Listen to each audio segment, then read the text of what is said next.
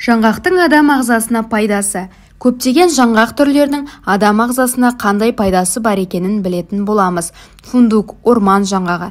Фундук дәнінің құрамында А және Е витамині бар. Бұл адамның ми қызметін жоғарылататын қасиетке ие. Шикі күйінде тұтынғанда пайдасы көп деп есептеледі екен. Құрамы фундук калория жағынан наннан бірнеше есе жоғары. Сүттен 8 есе жоғары болса, тойымдылығы жағынан шоколадтан асып түседі.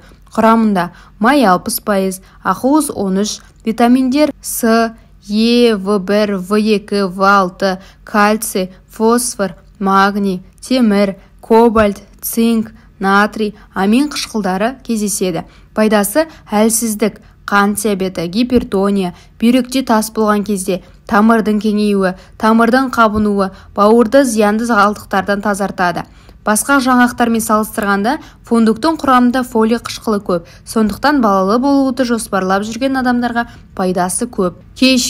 Кешью иммунитетті көтеріп, тіс ауруын басуға көмектеседі екен. Бұл жаңғақ түрі Азия халқының сүйіп жейтін дәндерінің бірі болып есептеледі. Сонымен қоса тағам түрлеріне де пайдаланады. Қуырылған күйінде тұтынады. Құрамы кешью аталған жаңғақтар ішінде майлысы аз болып есептеледі. Май 45%, ақуыз 17%, витаминдер А, В2, В1, темір, цинк, фосфор, кальций. Пайдасы кешью қаназдық, депрессия, зат алмасуы бұзылған жағдайда пайдалы.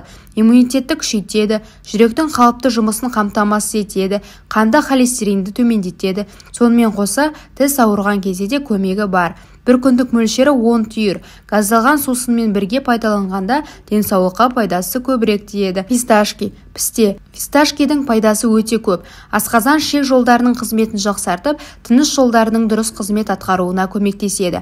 Құрамы май 50%, ақуыз 20%. Құрамында темірі көп, сондықтан қаны аз адамдарға пайдалы. Сонымен қоса мыс, марганец, фосфор микроэлементтер, магний, калий бар.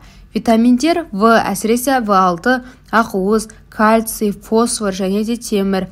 Бұлар адам организміне керек микроэлементтер.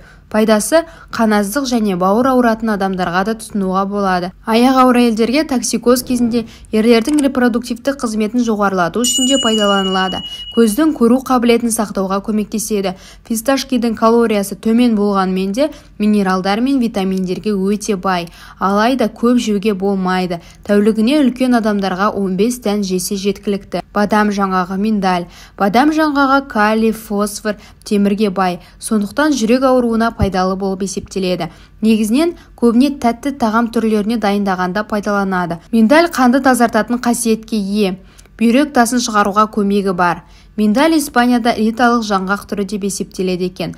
Құрамы май 50%, ақуыз 18%. Витаминдер В, А, Е, С және Р витамині. Грек жаңғағы өсетін тал өте ұзақ жасайтынына қарап, кавказдықтар грек жаңғағын қасиетті деп есептейді екен. Грек жаңғағын физикалық тұрғыдан әлсіреген уақытта, қан азайғанда, жүйке жүйесінің ауруларында, жүрек ауруы мен асқазан ауруларында пайдалы деп есептеледі екен. Ер адамдарда белсіздіктен қорғайтын қасиеті бар. Ауруханадан шыққан кезде әлдендіру үшін де пайдалы. Күндік мөлшері 5 түйір, көп жеген жағдайда іш қату болуы мүмкін. Сондықтан осыны ескерген жөн. Құрамы грек жаңғағында май 80%, көптеген майлар линол, алеин, пальмитин тағы да басқа. Витаминдер Р, В1, С, К, В2, Е, темір, кобальт, мырыш, калий, магний, кальций, йод, фосфор бар. Ақпарат ұнаса, каналға тіркеліп, лайк басып, комментарий жаза кетіңіз.